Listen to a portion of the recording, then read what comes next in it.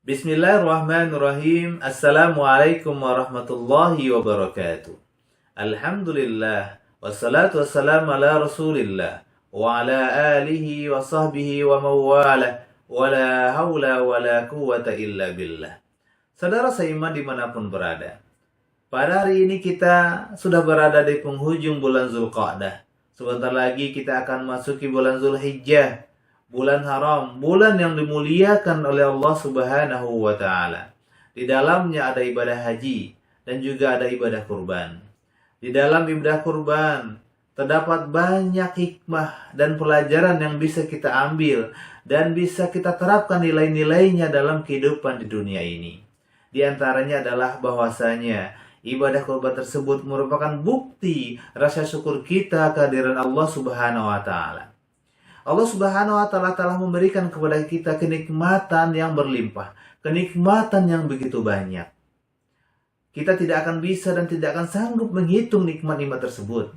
Wa in ta'uddu nikmatallah la tuhsuha. Apabila kita mencoba untuk menghitung nikmat-nikmat tersebut, maka kita tidak akan mampu. Allah Subhanahu wa Ta'ala berfirman dalam surat Al-Kautsar ayat 1. A'udzubillahi minasyaitonir rajim. Inna a'tainakal kautsar. Sesungguhnya Allah Subhanahu wa Ta'ala telah memberikan kepada Nabi Muhammad dan telah memberikan kepada kita kenikmatan yang banyak, kenikmatan yang berlimpah. Oleh karena itu, tugas kita adalah menggunakan nikmat yang telah diberikan oleh Allah Subhanahu wa Ta'ala untuk kebaikan, untuk ibadah, untuk melakukan hal-hal yang diridai oleh Allah Subhanahu wa Ta'ala.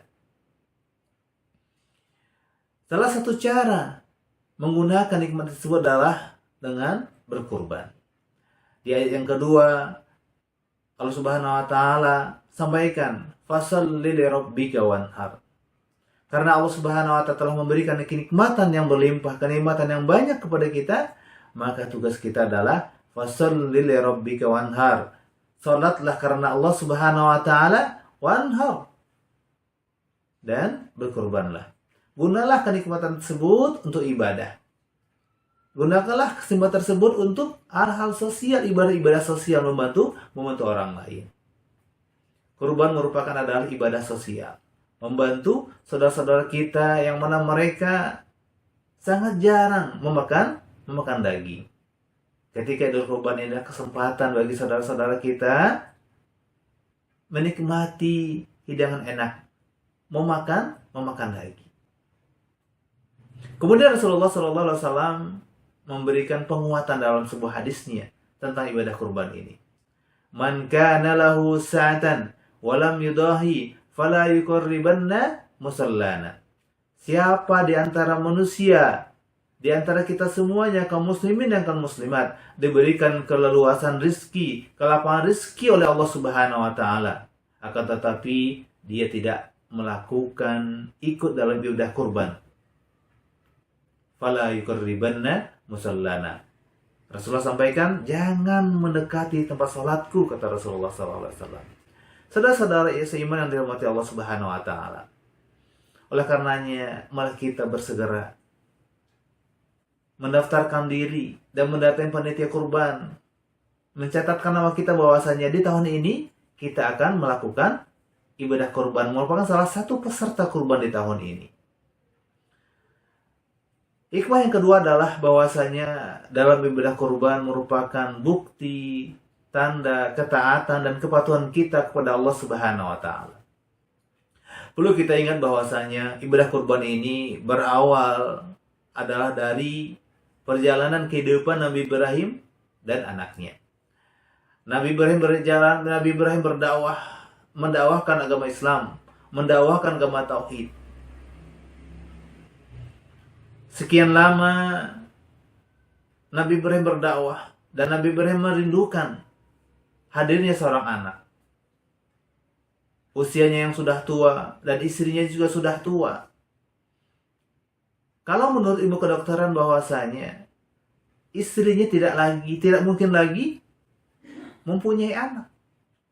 Tapi dengan kegigihan Nabi Ibrahim selalu berdoa kepada Allah Subhanahu wa Ta'ala, Rabbi habli minas sholihin, ya Allah berikanlah kepadaku anak yang saleh. Yang mana anak yang soleh ini akan melanjutkan estafet dakwah. Jangan sampai sepeninggal saya nanti tidak ada yang melanjutkan dakwah ini. Tidak ada yang mengajak orang lain mentauhidkan Allah Subhanahu wa Ta'ala. Sehingga Allah Subhanahu wa Ta'ala mengabulkan doanya. Adalah seorang anak yang bernama Ismail. Nabi Ibrahim sangat suka, sangat sayang, sangat cinta kepada anaknya. Ketika Nabi Ibrahim beranjak dewasa, lagi asik-asiknya main, lagi lucu-lucunya, datang perintah dari Allah Subhanahu wa Ta'ala. Perintahnya apa? Perintahnya adalah untuk mengorbankan anak semata wayangnya. Ini adalah cobaan yang paling berat yang dihadapi oleh Nabi Ibrahim. Dia mendapatkan anak ketika usianya sudah tua. Ketika anaknya sudah beranjak dewasa, lagi lucu-lucunya. Nabi Ibrahim sangat sayang dan sangat cinta. Tapi ada perintah dari Allah Subhanahu wa Ta'ala. Karena Nabi Ibrahim adalah seorang hamba yang taat, patuh kepada Allah Subhanahu wa Ta'ala. Apa yang menjadi perintah dari Allah Subhanahu wa Ta'ala dilakukan dan dilaksanakan. Akhirnya Nabi Ibrahim mengorbankan anaknya. Subhanallah, luar biasa. Allah Subhanahu wa Ta'ala tahu. Ketika Allah Subhanahu wa Ta'ala perintahkan, sudah memastikan bahwasanya hambanya itu sanggup dan bisa. La yukallifullahu nafsan illa usaha. Allah Subhanahu wa Ta'ala tidak membebankan sesuatu kepada seorang hamba, melainkan hamba tersebut mampu. Oleh karenanya, apabila ada perintah dari Allah Subhanahu wa Ta'ala kepada kita, adalah kita lakukan. Karena Allah sudah melihat kemampuan kita, bahwasanya kita mampu dan bisa melaksanakan perintah tersebut.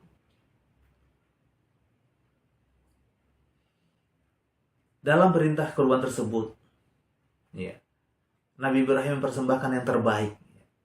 Yang terbaik. Karena Allah Subhanahu wa Ta'ala hanya menerima. Kalau kita ingin mendapatkan pahala, kalau kita ingin mendapatkan kebaikan, maka adalah kita mempersembahkan yang terbaik apa yang kita miliki. Allah Subhanahu wa Ta'ala berfirman, "Lan tanalul birra hatta tunfiqu mimma tuhibbun." Kamu tidak akan mendapatkan kebaikan sampai kamu menginfakkan, menggunakan harta milikmu yang terbaik. Hatta tunfiqu mimma tuhibbun. Ya, menginfakkan harta terbaikmu di jalan Allah Subhanahu wa Ta'ala. Nabi Ibrahim, dia sangat suka dan sangat cinta kepada anaknya. Dan itu dipersembahkan kepada Allah Subhanahu wa Ta'ala. Begitu juga, kalau kita ingin mendapatkan kebaikan kehidupan di dunia ini, maka adalah kita meninfakkan harta terbaik yang kita miliki. Jangan yang usang, jangan yang mana kita tidak suka dan tidak berguna lagi bagi kita. Hikmah yang ketiga adalah bahwasanya ibadah kurban ini di dalamnya terdapat banyak pahala. Dalam hadisnya Rasulullah sampaikan, likulli sya'ratin hasanah, bahwasanya setiap helai rambut binatang yang kita sembelih itu adalah satu pahala. Ini adalah bahasa kiasan. Dan tidak mungkin juga kita menghitung. Sebelum kita memotong hewan kurban, kita hitung dulu bulu-bulunya. Kira-kira berapa ya pahala yang akan saya dapatkan? Tidak seperti itu. Yang dimaksud di sini adalah bahwasanya di dalam ibadah kurban itu terdapat banyak sekali kebaikan. Banyak sekali kebaikan. Oleh karena itu adalah kita upayakan. Kita menjadi salah satu orang yang berkorban di tahun ini. Jangan sampai kita ketinggalan. Dalam hadisnya Rasulullah SAW sampaikan, wa annahu la ya'ti yaumul qiyamati bi quruniha wa zulafiha wa sy'ariha, bahwasanya pada hari kiamat nanti sapi kurban, binatang kurban yang kita sembelih itu akan datang dengan tanduknya, kukunya, dan juga dengan rambutnya. Saudara-saudara seiman yang dirahmati Allah Subhanahu wa Ta'ala, itulah di antara hikmah pada ibadah kurban ini. Semoga di tahun ini kita diberikan keluasan rezeki dari Allah Subhanahu wa Ta'ala sehingga kita bisa menjadi salah satu mudhahi, salah satu orang yang berkurban menjalankan perintah Allah dan Rasulnya. Amin amin ya rabbal alamin. Sekian, wabillahi taufiq. Wassalamualaikum warahmatullahi wabarakatuh.